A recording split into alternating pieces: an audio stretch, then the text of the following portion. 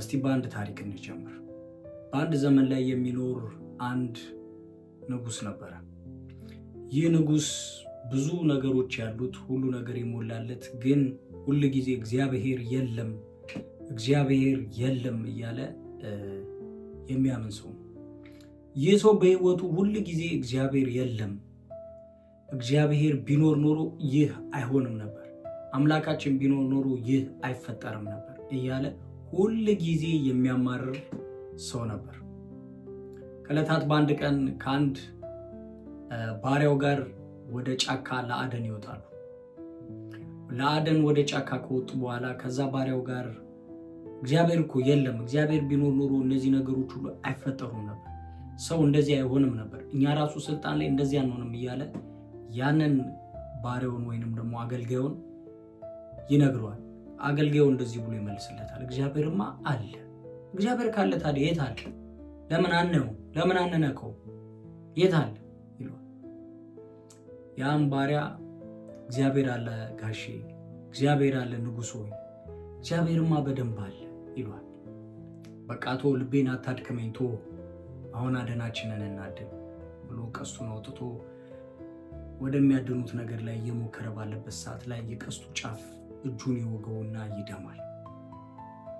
ከዛም ንጉሱ በጣም ተበሳጭቶ ይኸው እግዚአብሔር ቢኖር ኖሮ እጄ ራሱ እንደዚህ አይደማም ነበር፣ እንደዚህ አይሆንም ነበር፣ ደሙ ሊቆም ስላልቻለ ወደ ቤታቸው ተመለሱ።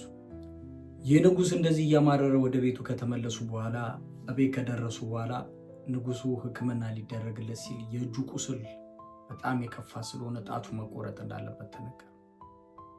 ያን ባሪያ አየው፣ እግዚአብሔር ቢኖር ኖሮ እቺ ቀላል ነገር የወጋቺ ነገር ጣቴ እንዲቆረጥ አያደርገኝም ነበር፣ እግዚአብሔርማ የለም፣ እግዚአብሔር ቢኖር እንደዚህ አይነት አደጋ ውስጥ ጣቴ እስከሚቆረጥ ደረጃ ድረስ እንዴት ደርስ ነበር ብሎ በጣም አሁንም ይናደዳል። ጋሼ ንጉሥ ሆይ አሁንም እግዚአብሔር አለ፣ ተው እንደዚያ። በጣም ተበሳጭቶ ይህንን ባሪያ ውሰዱና አሰሩልኝ፣ ለው አልፈልግም ብሎ በጣም በንዴት በቁጣ ያንን ባሪያ ከዛ ካለበት ቦታ እንዲወጣና ወደ እስር ቤት እንዲገባ ያደርገዋል።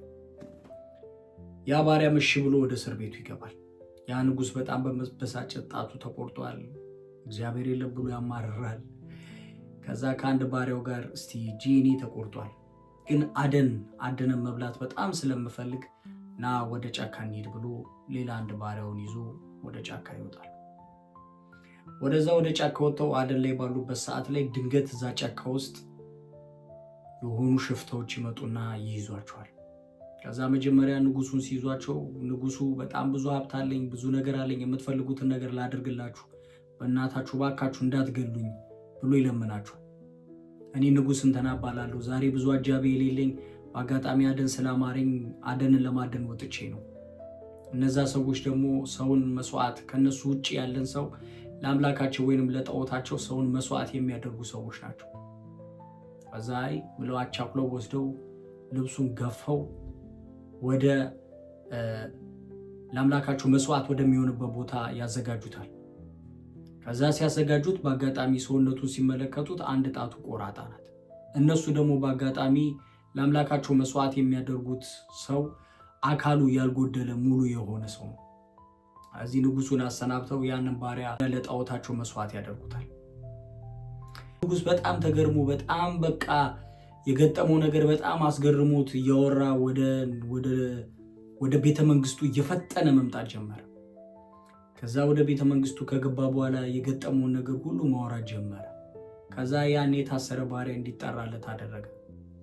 ንጉሶ አቤት አለው። ዛሬ የገጠመኝ ሽፍታዎች ወስዶ መስዋዕት ሊያደርጉኝ ሲል አካለ ጎዶሎ የሆነ ሰው ለንጉሳችን ወይንም ለአምላካችን ለጣዖታችን መስዋዕት ስለማይሆን ዛሬ እሱን ትተን ያንን ባሪያ መስዋዕት አደረግነው። እግዚአብሔር ይመስገን ለዚህ። እንዴት በዚህ ውስጥ እኔ እስር ቤት አንስቼ ስከትህ እንዴት እግዚአብሔር ይመስገን ትላለህ? ንጉሥ ሆይ እርሶ እኮ አይደሉም፣ እግዚአብሔር ስለረዳኝ ነው እንጂ እስር ቤት የገባሁት፣ እርሶ ጣቶት ስለተቆረጠ በእርሶ ፋንታ እኔ ነበርኩኝ ለጣዖታቸው መስዋዕት የሚያደርጉኝ አላቸው። ዛሬ በጣም ብዙ ሰዎች በህይወታችሁ ውስጥ እግዚአብሔርን በእጃችሁ መያዝ፣ በአይናችሁ ማየት፣ አብራችሁት ጊዜ ማሳለፍን የምትፈልጉ ሰዎች አላችሁ። ግን ሩቅ አድርጋችሁ አምላካችሁን ስለምታስቡ ፈጣሪያችሁ እንደሌለ፣ ፈጣሪያችሁ ለእናንተ መልስ መመለስ እንደማይችል፣ ፈጣሪያችሁ ከጎናችሁ እንደሌለ፣ ፈጣሪ አጠገባችሁ አብሯችሁ እንዳለ ማወቅ የተሳናችሁ በጣም ብዙ ሰዎች አላችሁ። እኔም በአንድ ወቅት በዚህ አይነት የህይወት መንገድ ውስጥ ነበርኩ። ብዙ ነገሮች ህይወቴ ላይ ሲፈራረቁ፣ በጣም ብዙ ነገሮች ህይወቴ ላይ ጫናን ሲያመጡ ፈጣሪ የለም እንዴት የሁሉ ነገር ይሆን ነበር እያልኩኝ በህይወቴ ውስጥ ብዙ ነገሮችን አማረር ነበር። ዛሬ በዚህ ታሪክ ውስጥ ምን ልታወራን ትፈልጋለህ ብላችሁ ልታስቡ ትችላላችሁ። ሁለት ነገር ላወራችሁ ፈልጋለሁ። እግዚአብሔር አለ። የእግዚአብሔር ሰዓት ሲደርስ ነገሮች ሁሉ ከምታስቡትና ከምታቀዱት በላይ በፍጥነት እጅግ ባማረ መንገድ ወደ ህይወታችን ይመጣል። ይህንን ሰነፍ ንጉሥ ተመልከቱት። ሁሉ የሞላለት ግን እግዚአብሔርን በእጁ መጨበጥ በዓይኑ ማየት የፈለገው በአካል ቆሞ ለማየት ነው እንጂ ከሱ ጋር አብሮ እንዳለ ሊመለከት አልቻለም። በገባበት ችግሮች ሁሉ ከሱ ጋር እየገባ ግን ነገሮቹን እያሳለፈው እንደሆነ ሊመለከት አልቻለም። ስለዚህ ከዚህ ሰነፍ ንጉሥ እናንተ በህይወታችሁ ምን ልትማሩ ታስባላችሁ? በህይወታችሁ ውስጥ የከበዳችሁ እያንዳንዱ ነገሮች፣ ያቃታችሁ ነገሮች፣ ፈጣሪ እንደሌለ የሚያወራችሁ ሁሉ ነገሮች ይበልጥ ከፈጣሪያችሁ እያራቃችሁ ይመጣል እንጂ ወደ ፈጣሪያችሁ እንድትቀርቡ አያደርጋችሁ።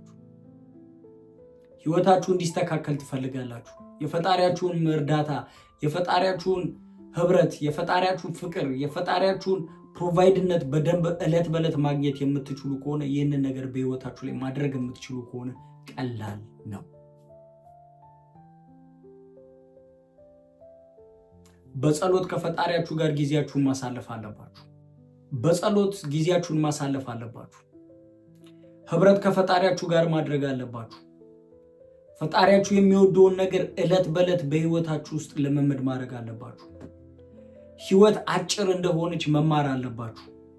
እያየነው ነው። ዘመን በዘመን ቀን በቀን እንዴት እየፈጠነ እየተቀየረ እየተለወጠ እንዳለ እያያችሁት ነው። ታዲያ በዚህ ህይወት ውስጥ እስከ መቼ እያማረራችሁ ትኖራላችሁ? እስከ መቼ በመሰልቸት ውስጥ ትኖራላችሁ? እስከ መቼ በተስፋ በመቁረጥ ውስጥ ትኖራላችሁ? የፈጣሪን አብሮነት የፈጣሪን መርዳት የሸፈነባችሁን ነገር ማንሳት እንዴት ከበዳችሁ? ነገር ከብዷችኋል? በምትወጡበት፣ በምትገቡበት፣ በምትሰሩበት ቦታ ሁል ጊዜ የምትኖሩት ህይወት ተመሳሳይ ሆኖባችኋል? ደስታችሁ በጣም ወሰን አጥቷል? ደስታችሁ ያነሰ ነው? እንደ ድሮ ተጫዋችነታችሁ ቀንሷል? ተስፋ ቆርጣችኋል?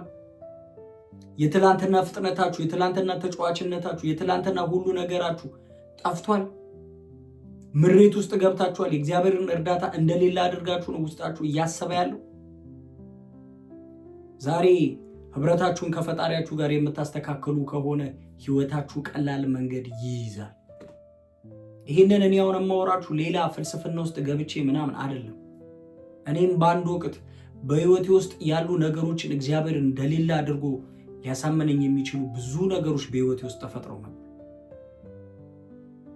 ትንሿ እግዚአብሔር እንዳለ በልቤ ውስጥ የተረዳኋት ነገር ግን ህይወቴ ጸንቶ በሱ መቆም እንዲችል የህይወቴ ጀማሪና ፈጻሚ የሆነውን አምላኬን ዕለት ዕለት ማሰብና ከሱ ጋር ህብረት ማድረግ እንድችል እድል ነው የሰጠኝ። እህቴ ወንድሜ፣ እግዚአብሔር አሁንም አለ። በሁሉም ቦታ አብሮን አለ። መልስን ያጣ መቅረብ ወደሱ ህብረትን ማድረግ፣ ጹሙ፣ ጸልዩ፣ ያላችሁን ህብረት ከፈጣሪያችሁ ጋር አድርጉ።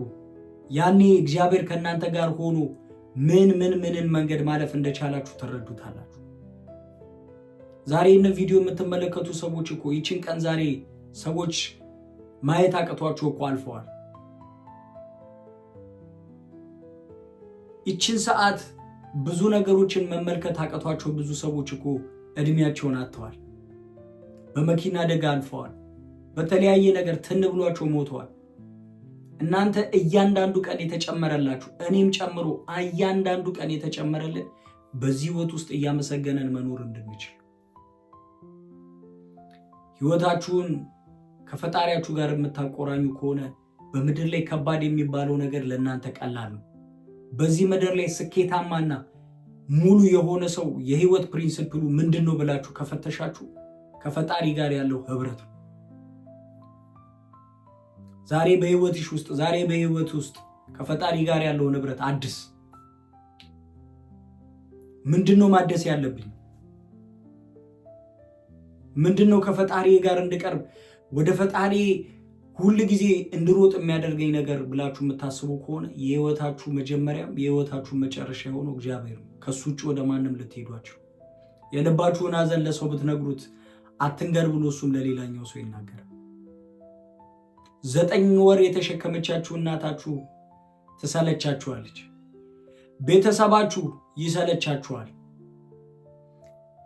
ሁሉም የኔ ብላችሁ ያሰባችሁት ሰው ሁሉ ይሰለቻችኋል። በደስታችሁም በሐዘናችሁም በማግኘታችሁም በማጣታችሁ ውስጥም ግን የማይለያችሁ ፈጣሪያችሁ ብቻ ነው። ስለዚህ በህይወታችሁ ውስጥ የሚያልፉትን እያንዳንዱን ደስም የማይል ሐዘንም የሞላበት ምሬትም የሞላበትን ህይወት ለአንዴና ለመጨረሻ ማጥፋት የምትፈልጉ ከሆነ አመስጋኞች ሁኑ። በተሰጣችሁ በእያንዳንዷ ነገር አመስጋኞች ሁኑ። ያኔ የህይወትን ጣዕም ታገኙታላችሁ። ከምሬት ህይወት ውስጥ ወጥታችሁ የእግዚአብሔርን መኖር ታጣጥሙታላችሁ። አብሮ መዋልን፣ አብሮ ማደርን፣ አብሮ ማሳለፍን፣ ከፈጣሪያችሁ ጋር ያለውን ህብረት ዕለት ዕለት መጨመር፣ መንፈሳችሁ፣ ስሜታችሁ፣ አይምሯችሁ ሁሉ ሲቀየር ታዩታላችሁ። ዛሬ ከዚህ ሰነፍ ንጉስ እናንተ የተሻለን መረዳት ትችላላችሁ ብዬ አስባለሁ። በአንድ ወቅት ይሄ ታሪክ በእኔ ህይወት ውስጥ በደንብ አድርጎ ትምህርትን ሰጥቶኛል። ብልጥ ሰው ከሰነፍ ይማራል።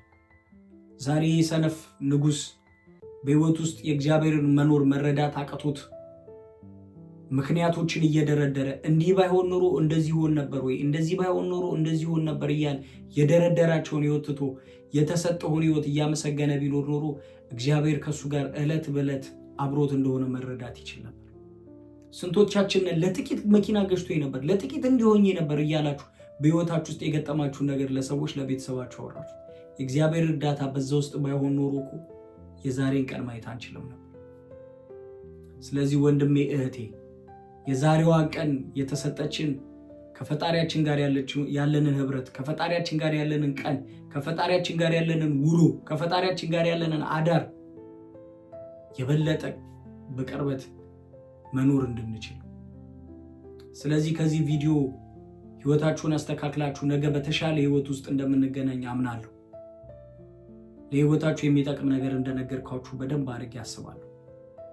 አብራችሁ ስለነበራችሁ አመሰግናለሁ። በሌላ ቪዲዮ እስከምንገናኝ ድረስ መልካም ጊዜ ይሆንላችሁ።